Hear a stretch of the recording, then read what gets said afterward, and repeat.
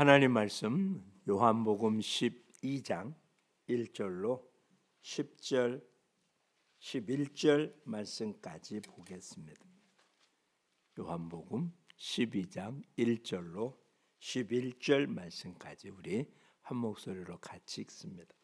6월절 엿새 전에 예수께서 베다니에 이르시니 이곳은 예수께서 죽은 자 가운데서 살리신 나사로가 있는 곳이라. 거기서 예수를 위하여 잔치할새 마르다는 일을 하고 나사로는 예수와 함께 앉은 자 중에 있더라. 마리아는 지극히 비싼 향유 곧 순전한 나드 한 건을 가져다가 예수의 발에 붓고 자기 머리털로 그의 발을 닦으니 향유 냄새가 집에 가득하더라. 제자 중 하나로서 예수를 잡아줄 가룟 유다가 말하되 이 향유를 어찌하여 300데나리온에 팔아 가난한 자들에게 주지 아니하였느냐 하니, 이렇게 말함은 가난한 자들을 생각함이 아니요 그는 도둑이라 돈깨를 맞고 거기 넣는 것을 훔쳐감이러라. 예수께서 이르시되 그를 가만두어 나의 장래할 날을 위하여 그것을 간직하게 하라. 가난한 자들은 항상 너희와 함께 있거니와 나는 항상 있지 아니하리라 하시니라. 유대인의 큰 무리가 예수께서 여기 계신 줄을 알고 오니 이는 예수만 보기 위함이 아니요 죽은 자 가운데서 살리신 나사로도 보려 함이로라. 대제장들이 나사로까지 죽이려고 모의하니 나사로 때문에 많은 유대인이 가서 예수를 믿음이로라.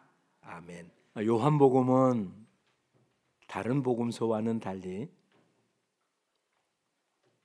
제4복음이라고 불립니다. 그 이유는 마태, 마가, 누가복음은 같은 내용이 기록이 돼 있어서 같이 보았다라는 뜻으로 공관 복음이라고 표현하는데, 요한복음은 전혀 다른 시각으로 말씀을 증거하기 때문에 그렇습니다. 예수님을 어떻게 소개하느냐에 중점을 따진다면 마태복음은 왕으로서의 예수님을 소개합니다. 그래서 1장에 다윗의 자손이라는 사실을 강조하게 되죠. 마가복음은 굉장히 짧죠.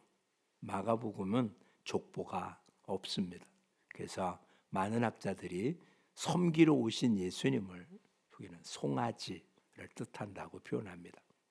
누가복음에는 우리가 보통 나사렛 예수라는 영화를 보는데 그 영화가 대부분 누가복음을 근거로 촬영을 했습니다. 왜냐하면 거기는 인간 예수에 관한 모습이 가장 적나라하게 표현이 되기 때문에 그렇습니다. 사람이니까 역시 족보가 기록이 되죠. 사람의 시작은 하나님으로부터니까 하나님부터 시작해서 아담, 그래서 예수님까지 이어지는 사람을 강조합니다. 근데 요한복음은 그런 게 전혀 없이 태초에 말씀이 있었다라는 말로 시작을 하는 독특한 모습이라서 학자들은 제4복음이라고 완전히 별개로 얘기합니다. 요한복음에 나타난 예수님은 왕, 사람 혹은 섬김, 이게 아니라 하나님의 아들, 하나님으로서 예수님을 강조하고 있음을 보게 되어집니다. 그래서 1장 서론이 독특하게 시작이 되어지죠. 그래서 예수님에 대한 소개를 태초부터 시작을 한 뒤에 그 다음 제자를 선택하는 과정까지가 1장이 되어집니다. 그리고는 2장부터 사역이 시작되는데 그 사역의 첫 번째 모습이 가나의 혼인잔치에서 포도주가 떨어진 그곳에 포도주를 만든 첫 번째 기적이라고 표현된 잔치로부터 예수님의 사역이 시작이 되어집니다. 그것이 11장까지 쭉 이어져 가는, 즉 요한복음에만 특별하게 예수님이 하신 일을 이적이라고 안 하고 표적이라는 단어를 썼습니다.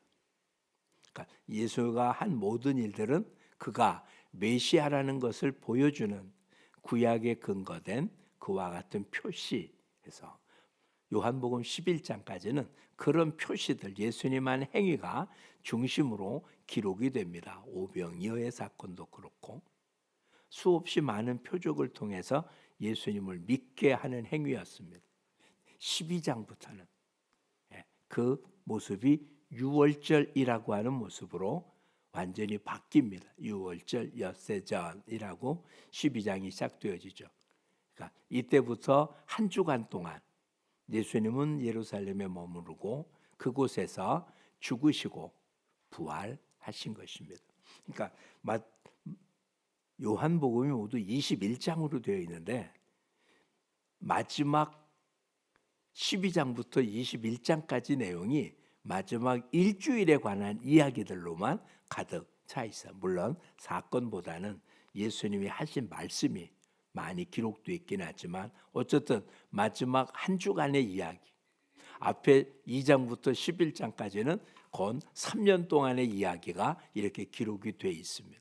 그러니까 지금은 전혀 다른 차원의 모습이죠. 이제는 표적을 보이는 게 아니라 고난당하시고 부활하시는 이야기를 기록하려는. 근데 두 번의 사건, 표적을 행하기 위한 사건, 또한 이제 유월절 어린 양으로 우리를 구속하기 위한 사건의 맨 첫 번째 있은 일이 잔치였다는 겁니다. 가나의 혼인 잔치. 오늘 본문은 마리아와 마르다의 집에서 예수님을 초대한 식사 자리. 그렇죠. 오늘 본문에 유월절 엿새 전에 나사로의 집에 갔고 거기서 잔치를 베풀었다. 잔치 이야기. 그렇다면 요한복음이 끝난 다음, 이 땅의 일이 다 끝난 다음 뭘로 시작이 되겠습니까? 잔치로 시작되겠죠. 예수님 사역의 시작이 잔치. 이 사역을 완성하기 위하여 십자가를 지고 부활하는 이야기를 잔치 이야기로. 이게 다 끝나면 또 뭐가 된다고요? 영원한 잔치 이야기. 주님 우리에게 이런 잔치를 베푸시는 거거든요. 누가 이 잔치에 참여할까요? 예수님의 비유 가운데도 잔치 비유가 있잖아요. 많은 사람들을 초대했는데 잔치 날이 되어서 사람을 보내서 이제 초대받은 사람들을 부르는데 한결같이 핑계를 댑니다. 장가갔기 때문에, 밭을 샀기 때문에, 소를 샀기 때문에, 장사해야 되기 때문에 참여하지 못하겠다고. 그랬더니 다른 사람들을 데려오고 그래도 부족하자 산 넘어 사람들을 데려다가 이 잔치를 베풉니다. 잔치를 베풀었는데 잔치에 참여하고자 하는 사람이 없다. 오늘 주님이 이 잔치에 참여하면서 놀라운 사실이 하나 발견이 되어집니다. 마리아가 향유를 붓고 제자 가운데 한 사람은 그것을 허비했다고 책망하고, 그런데 이 복음서를 기록한 요한이 여기다가 주석을 달았어요. 이게 가난한 자를 돕기 위함이 아니라 그는 도둑이라서 돈을 빼돌리려고 그런 얘기를 했다라는 말을 덧붙였어요. 그 당시에는 몰랐던 이야기겠죠. 다 끝난 다음에 요한이 이 얘기를 기록하면서 여기다 덧붙여서 기록을 한 것입니다. 근데 주님은 뭐라고 얘기하십니까? 내 장사를 준비하는 거다.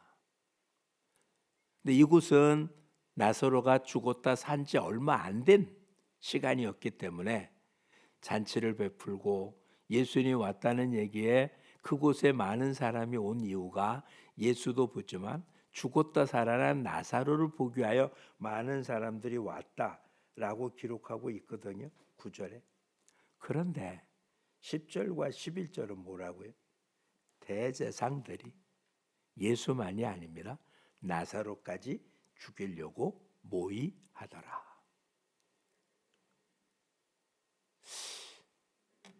법을 내세웠던 거거든요.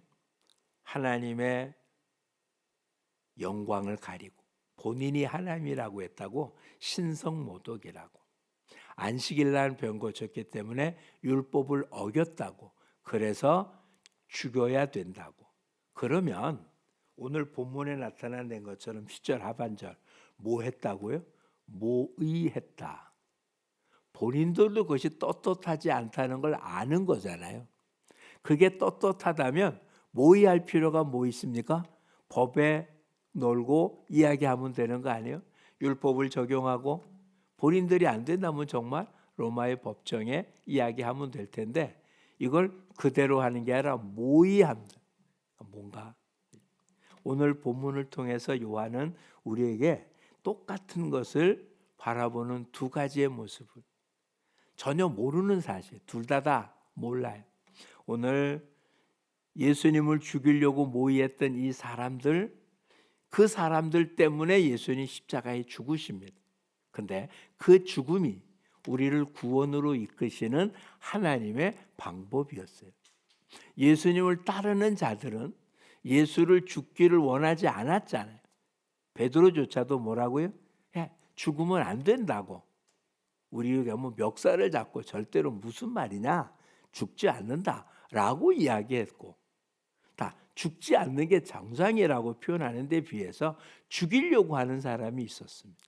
그런데 하나님은 그 죽이려고 하는 사람들을 그냥 내버려 둬서 죽게 만들고 그 죽음이 우리를 구원하게 만듭니다. 죽음의 이야기. 이 당시까지는 아무도 몰랐던 겁니다. 그런데 마리아는 자기가 한 행위가 예수님에게 어떤 행위가 됐다고요? 장사를 준비하는 행위가 됐고 누군가는 죽이려고 모의를 하고 오늘 우리는 어떤 사람일까요? 예수님의 장사 그래서 구원함을 얻는 하나님의 놀라운 뜻을 이루려고 내 모든 걸 드리는 사람입니까? 아니면 주님을 죽이려고 하는 사람입니까?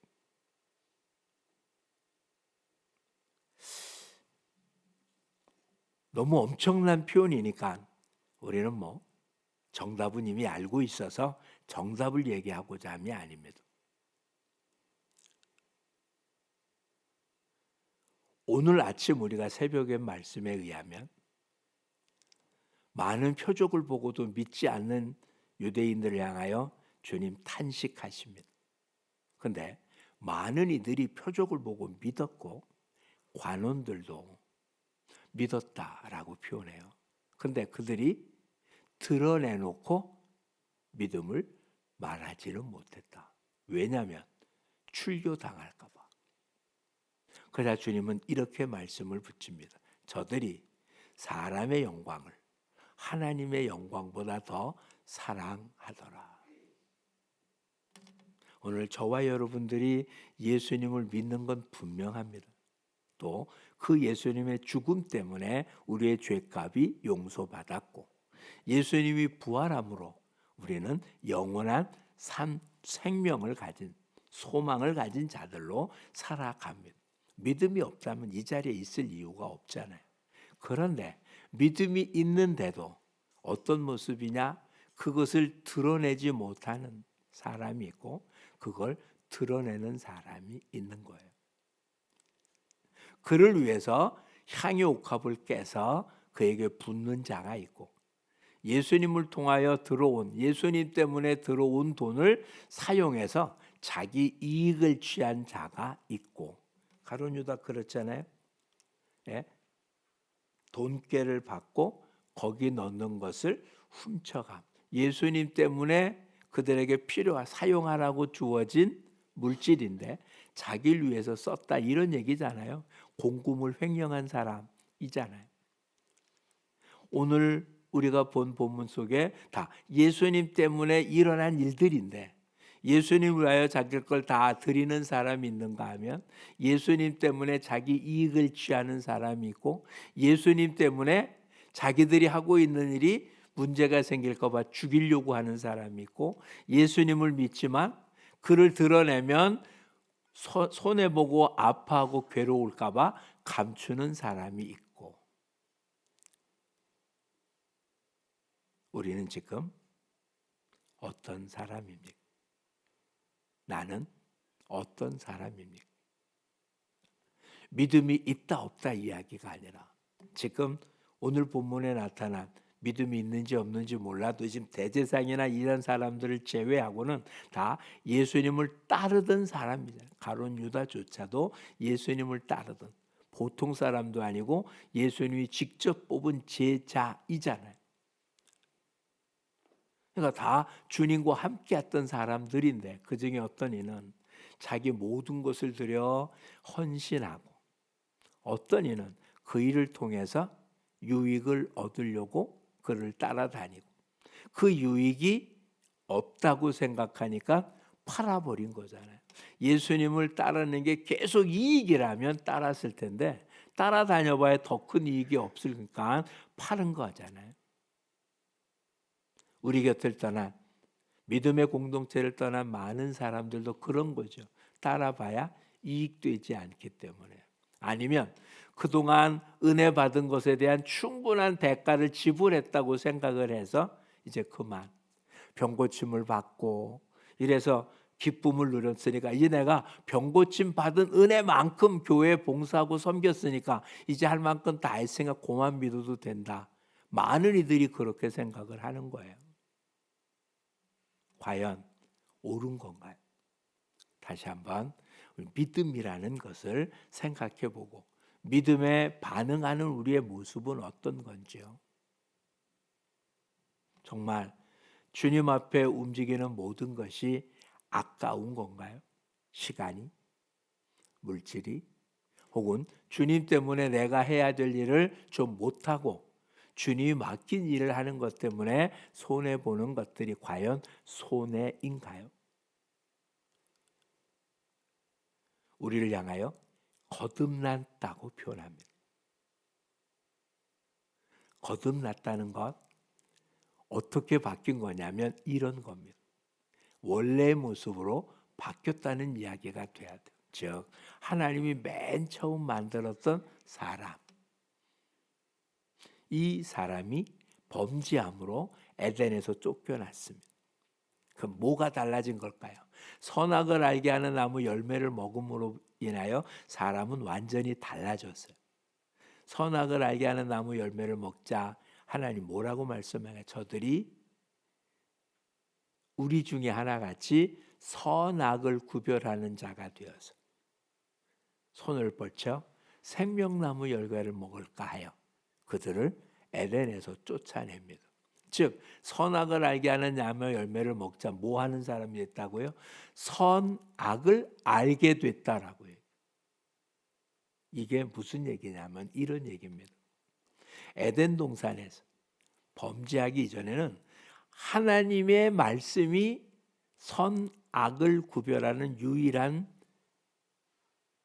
잣대였어요.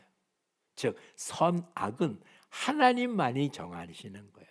하나님이 선이라고 한 건 선이고 하나님이 악이라고 한 건 악이에요.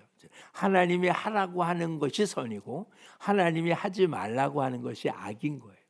그런데 선악을 알게 하는 나무 열매를 먹음으로 사람이 선악을 구별하게 된 거예요. 원래 하나님이 정한 선악이 아니라 사람이 선이라고 하고 악이라고 하고 정하는 거예요. 그러니까 선악을 누가 정한다고요? 사람이.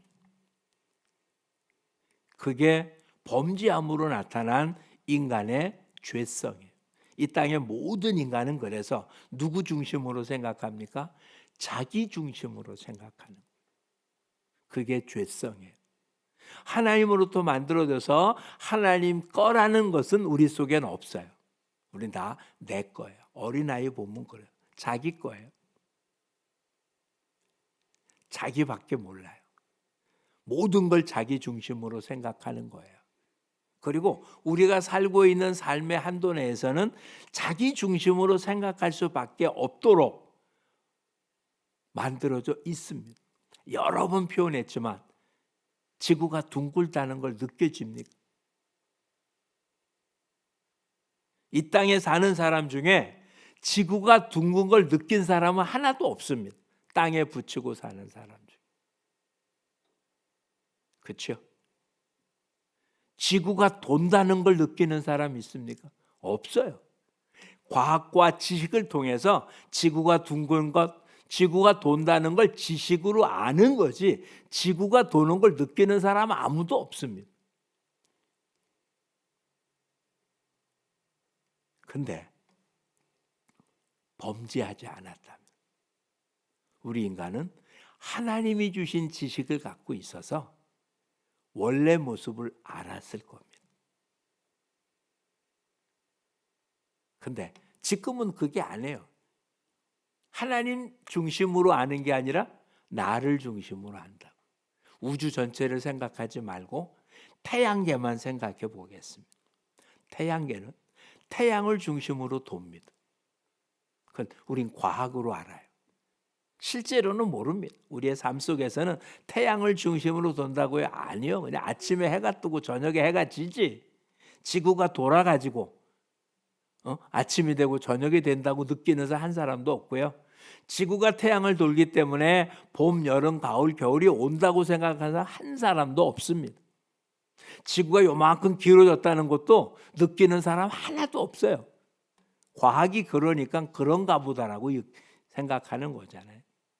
근데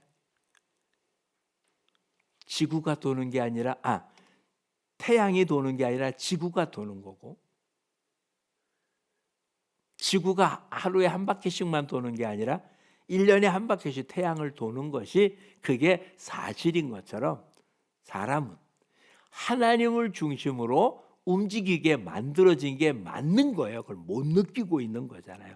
그걸 느낄 수 있는 것, 지구가 둥근 것과 지구가 돈다는 걸 아는 게 지식인 것처럼 우리가 하나님 중심으로 사는 게 옳다는 것, 아는 것, 그게 믿음인 거예요.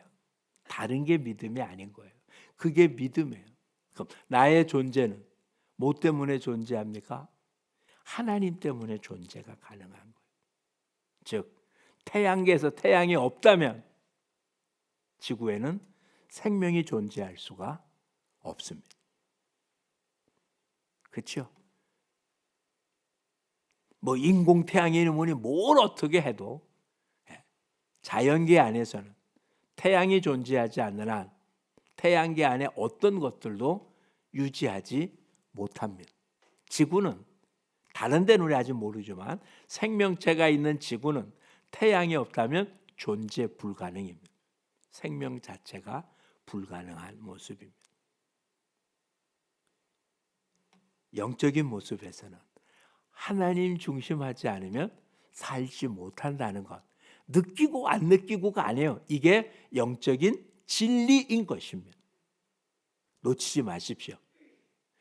지구가 돈다는 게 사실인 것처럼 우리는 하나님을 중심으로야만 살 수 있다는 사실이 진실인 거예요. 그거는 느낄 수 있는 게 아니라 믿음으로만 알 수 있는 겁니다. 그걸 알게 되면 지금 마리아가 예수님에게 향유를 부은 일은 아무것도 아닌 거예요. 내가 그 앞에 시간을 들인 것, 이게 무슨 계산의 모습이 아닌 거예요. 나를 중심으로 볼 때는 지금 가룟 유다처럼 300데나리온 1년 연봉입니다. 1년 연봉을 그냥 쏟아 부어버리는 게 아까운 거지만 하나님을 중심으로 생각하면 이건 정말 아무것도 아닌 거예요. 오늘 저와 여러분이 헌신이라는 표현이 맞는 말입니까? 아닌 거예요. 헌신이 아니라고요. 은혜라는 말을 더 깊이 느낄 수 있기를 축복합니다. 사도 바울의 고백에 나의 나된 것이 하나님의 은혜라는 게 다른 게 아니에요. 나를 중심으로 생각했던 내가 하나님을 중심으로 생각했더니 이건 처음부터 마지막까지 다 하나님의 선물인 거예요. 내 생명 자체가 하나님이 없으면 존재할 수 없었던 거예요. 오늘 이것이 사실이라는 건 알잖아요. 믿음으로는 알잖아요. 근데 몸으로는 못 느낀다고요? 몸으로는 못 느낀다니까요. 지구가 도는 걸 몸으로 못 느끼는 것처럼 하나님의 은혜를 영적인 지식으로 아는데 생활 속에는 안 된다고요. 근데 이제 그것을 실천하는 삶을 살아가야 되는 거예요.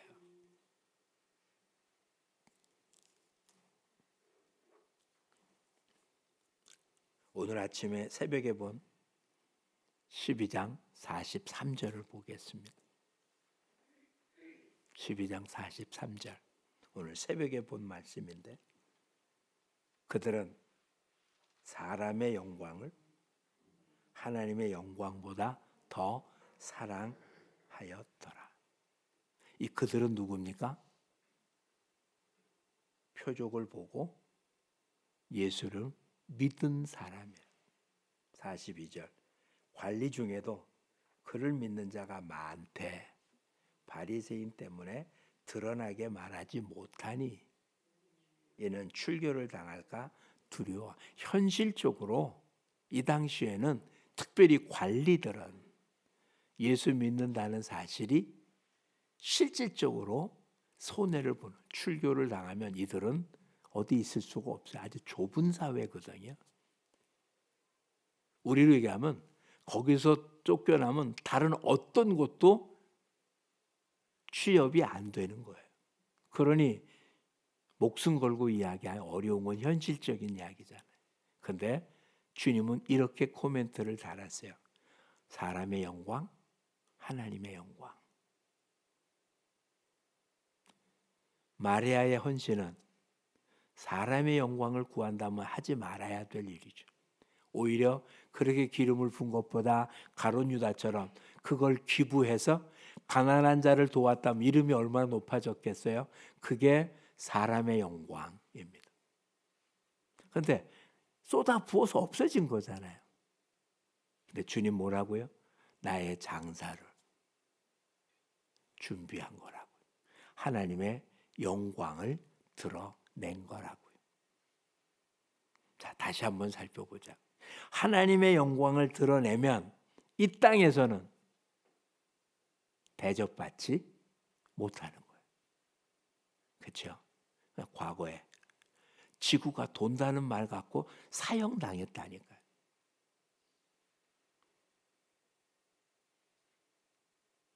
그렇죠? 이게 역사적으로 실제 상황이라고요. 중세기 때 과학이 발달되기 전에 지구가 돈다는 말이 말도 안 된다고. 사형에 처해야 된다고 했다. 종교 재판을 해가지고 사형에 처한다고. 지금도 똑같은 이야기가 되는 거예요. 사람들 앞에서 부활을 이야기하고 천국을 이야기하고 하나님 앞에서 거짓되고 불의한 것은 못하겠다고 거절하고. 그럼 이 조직 사회에서는 그런 사람을 좋아할 리가 없잖아요. 출교당할까 봐 두려워하더라. 오늘 우리들은 그런 정도의 모습이 있지 않아요? 가문이라고 하는 모습 가운데 내가 있는 어떤 직장 속에 그런 사회적인 소그룹 속에 지금 내가 믿는다라고 표현했을 때 당하는 불이익 때문에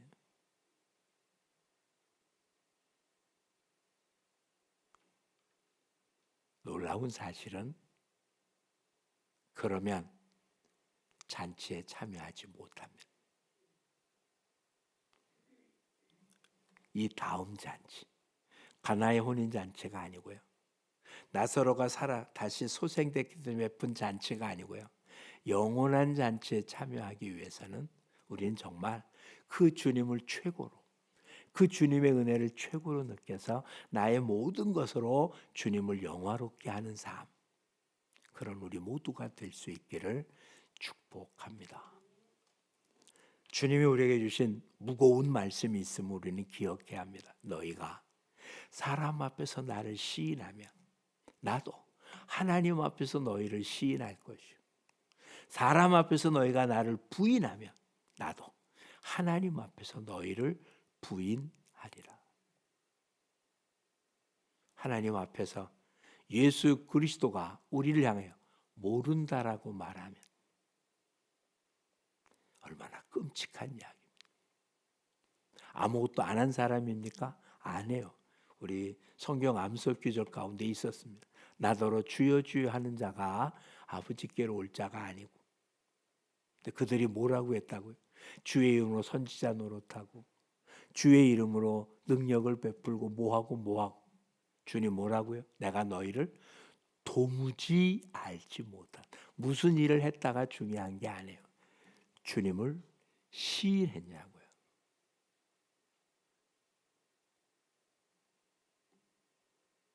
선지자 노릇하고 병 고치고 많은 일을 해서 그들이 어땠을까요?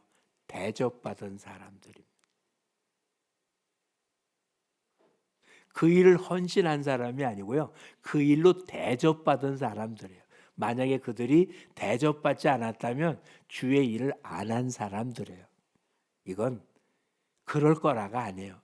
그런 사람들이었거든요. 주의 이름으로 선지자 노릇한 사람들이 나는 선지자 노릇했다라고 얘기한 사람이 없어요. 왜? 선지자 노릇 자체가 죽을 만큼 고통스러운 일이었어요. 그의 말을 들은 사람이 없거든요. 돌로 쳐 죽이려고 했지 그 말을 기쁨으로 받지 않았다고요. 마태복음 5장에. 이전 선지자를 어떻게 했다고요? 그렇게 행했다고요. 돌로 치고 매맞고 나로 인하여 고통당하고 이러면 하늘에서 상이 크니까 기뻐하라고 했죠. 마태복음 6장에서는 이미 상을 받았다고요. 사람에게 영광을 구한 사람 이미 상을 받았고 하나님의 영광을 위한 사람은 은밀한 중에 보신 아버지께서 갚아주시겠다고요. 여러분들은 믿음을 가지고 있는 사람입니까? 믿음을 드러내는 사람입니까? 주님의 은혜를 간직한 사람입니까? 주님의 은혜 때문에 뭔가 하지 않고는 못 견디는 사람. 주의 영광을 드러내기 위해서 내 시간을, 내 물질을, 내게 주어진 어떤 권능, 주어진 달란트들을 사용하지 않고는 못 견디고 표적을 보아도 믿지 못하는 사람들. 그래도 그 사람 모두가 구원받기를 원하시는 아버지의 뜻, 예수님의 뜻을 알아서 그들에게 복음을 전하는 그런 사람입니까? 우린 계속 말합니다. 그렇게 전해도 안 믿어요. 주님이 전해도 안 믿었습니다. 말로 전한 것도 아니에요. 죽은 자가 살아나고 풍랑이 잔잔해지고 수없이 많은 사람에게 먹을 걸 공급했고 병자를 고치고 이런 표적이 나타나도 안 믿었습니다. 그런데 우리가 전한다고 믿는다고요? 믿을 생각하고 전할 필요 없어요. 전하라니까 전하는 거라니까요. 믿는 자들은 믿을 거라고요. 우리에게는 전하라고 했잖아요. 그게 은혜 받은 우리들이 할 일이에요. 예수님도 못했는데 예수님이 전할 때도 믿는 자보다 믿지 않는 자가 훨씬 더 많았는데 우리가 전해서 안 믿는다고 실망한다고요.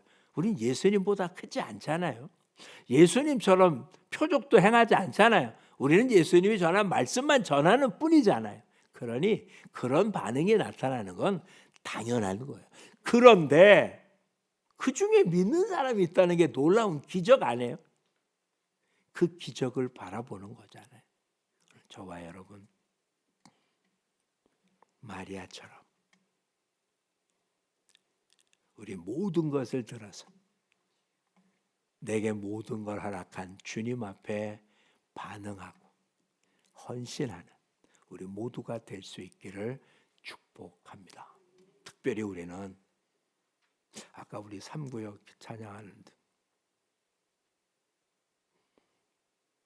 우리 한 분을 제하고 나 70대잖아요. 그렇죠? 솔직히 우리한테 남은 시간이 그렇게 많지 않습니다. 더군다나 우린 이렇게 말하잖아요. 시간의 속도가 뭐하고 똑같다고요? 나이 속도와 똑같아요. 그렇다면 속도가 늦어지는 게 내 걸음은 늦어지는데 시간이 흐르면 더 빨라진다면 지금까지 살았던 70년하고 앞으로 얼마 남은지 모르는 남은 시간에 시간의 흐름의 속도는 전혀 다를 겁니다. 그렇다면 나한테 남은 시간은 정말 얼마 없습니다. 후회하지 않도록 아직도 걸을 수 있을 때, 아직도 말할 수 있을 때, 아직도 움직일 수 있을 때, 아직도 누군가와 만날 수 있고 누군가에게 내 의견을, 내 말을 명확하게 전할 수 있을 때 헌신의 삶을 사는 우리 모두가 될 수 있기를 축복합니다. 요양원에 있는 분들이 다 나이 많은 분들이 아닙니다. 세 군데 요양원에 예배 드리러 가면 그분들이 저보다 다 나이 많은 사람들은 아닙니다. 뭐가 다릅니까? 그들은 수동적이고요. 저는 능동적입니다. 여러분 아직은 능동적인 시간을 갖고 있잖아요. 능동적인 시간 동안에 아직도 헌신의 기회가 남았을 때 여러분의 시간, 여러분의 힘, 여러분의 모습들 이것을 묻어둔 것이 아니라 사용해서 주님을 영화롭게 하는데 쓰임받고 주님이 잘했다 칭찬하는 그런 삶의 모습이 되도록 여러분의 마지막 시간, 지금부터 보내는 시간이 여지껏 살았던 시간보다 훨씬 더 아름다운 모습들이 될 수 있기를 축복합니다. 모든 것이 하나님의 은혜입니다.